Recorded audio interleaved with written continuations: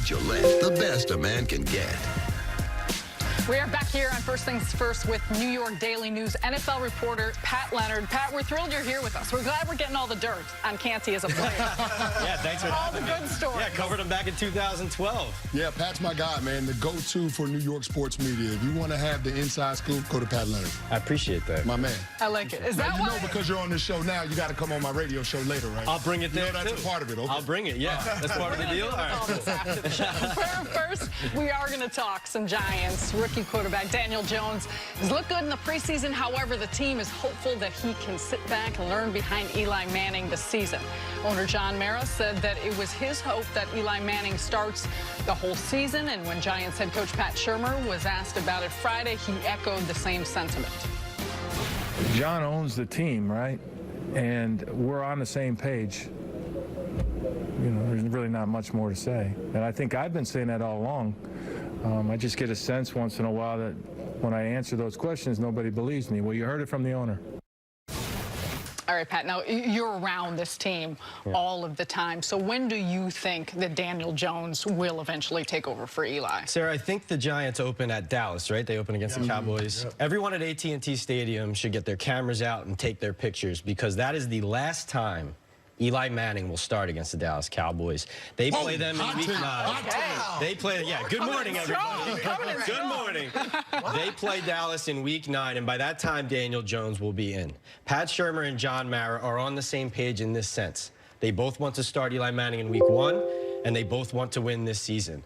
But Shurmur is more realistic, I think, about what the Giants are this year than the owner, John Mara, is. And I firmly believe that Pat Shurmur is going to go to John Mara earlier than the owner would prefer or envisions with this decision. Because the fact is this, Pat Shurmur's on his second head coaching job.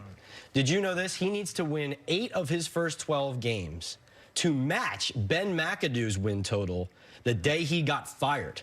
And that was in the middle of his second season. Pat Shurmur can't be patient here. Not to mention he, Dave Gettleman, and Mike Shula, okay, the offensive coordinator. I call him Margaritaville. He's so laid back.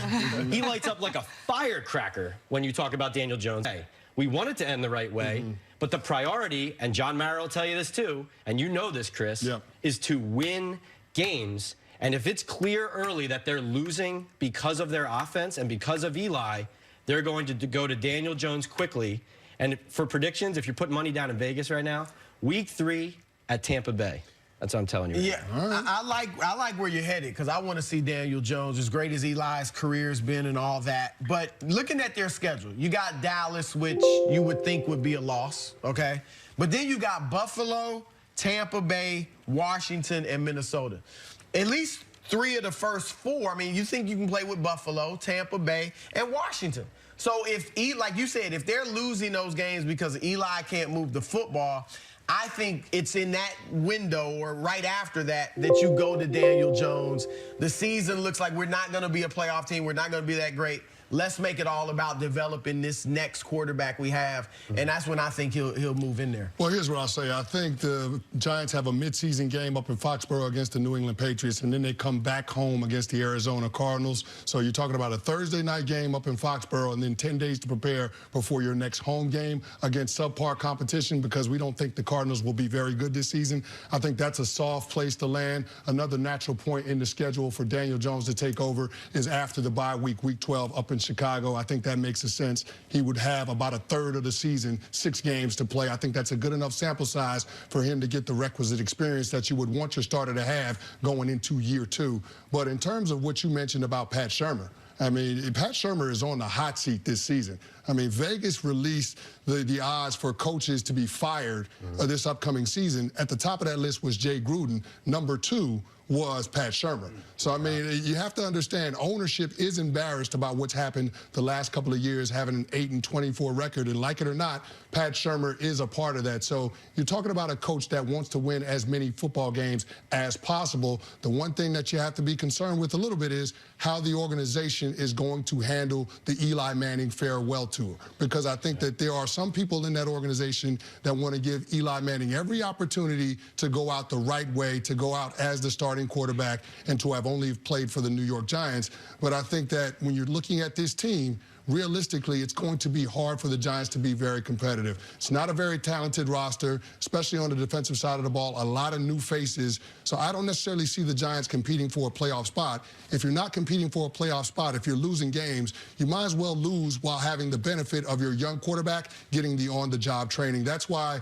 I think there's a little bit of conflict in the organization in terms of when would be the right time for Daniel Jones to take over. You make a good point, too, about Week 6 at New England. The NFL, this is their 100th season, landmark season. They have games earmarked to celebrate that. I think everyone in the NFL, or I could tell you everyone in the NFL, plus the Giants, wants Eli to get to that game. One last head-to-head with Tom Brady, the guy who can't beat him in the Super Bowl, but basically beats everybody else. So I think the league wants Eli to get there. But also, Week 7, if that's Daniel Jones, if he gets to Week 6 and that's Daniel Jones versus Kyler Murray. And then a few weeks later, Daniel Jones versus Sam Darnold. That's great TV. That puts fans in the seats. It's not only about winning. It's about putting fans in the seats. But this is the thing, going back to Shermer, in 2004, when they went to Kurt Warner, they were 5-4. And what worried me about what John Mara said recently was that if they're 5-4, you can tell by what the owner's saying, they're not going to do it. And I think that's absurd, but that's what, going back to my point, I think Pat Shermer will. And I don't think they're going to be 5-4 after 9 games. Well, Pat Shermer won't have a choice if John Mara doesn't want to turn it over to Daniel Jones. That's true. I don't think this was a coaching decision. This is going to be an ownership decision, and it's a different attachment that the organization has to Eli Manning as opposed to Kurt Warner. Because Kurt Warner didn't win any Super Bowl trophies for the New York Giants. Eli Manning has won 2. So I think that there's a different dynamic when it comes to how they're going to go about replacing Eli Manning or having the successor for Eli Manning step in and take the starting quarterback job. Yeah, I think, look, if they're, your scenario, if they're 5-4, that means Manning has to be playing well. You mentioned how young the defense is. The receiving core is going to be depleted early in the season. Manning will have been playing great football if they're 5-4, and I think they would stick with him at that point. I think whenever it's evident that they're not making the playoffs, and again, I mentioned the first, 4 games, if they lose all 4 of those and Manning can't move the football, at that point you understand at some point we got to get Jones in. But as long as they're in the playoff hunt and look like they have a chance, I think they'll stay with Manning. For John Mara, do you think there's any residue from the McAdoo starting Geno Smith situation from a couple of years ago that he's still thinking about and looking at?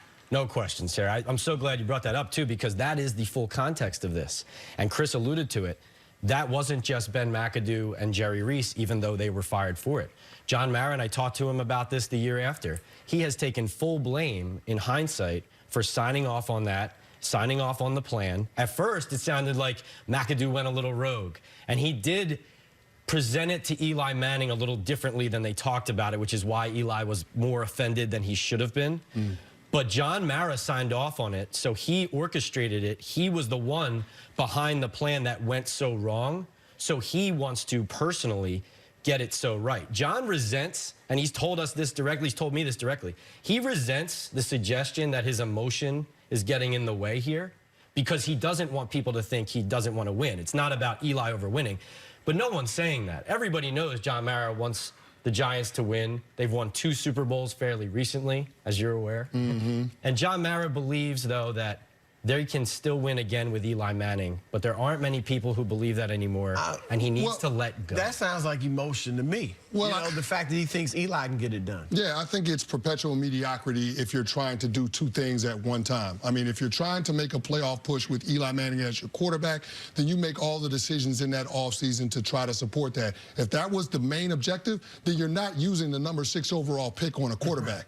But the fact that they decided that they were going to Daniel Jones, to me, signals that the organization is trying to rebuild. If you're going to rebuild, then, of course, Daniel Jones is going to be your future. You make all the decisions this upcoming season to support that, and that means that you're trying to get this kid as much experience as you possibly can in meaningful games. All right, Pat, stay right where you're at. We're not letting you go yet. Is Zeke right to feel disrespected by Jerry Jones? That's next on First Things First. We need some more Canty stories.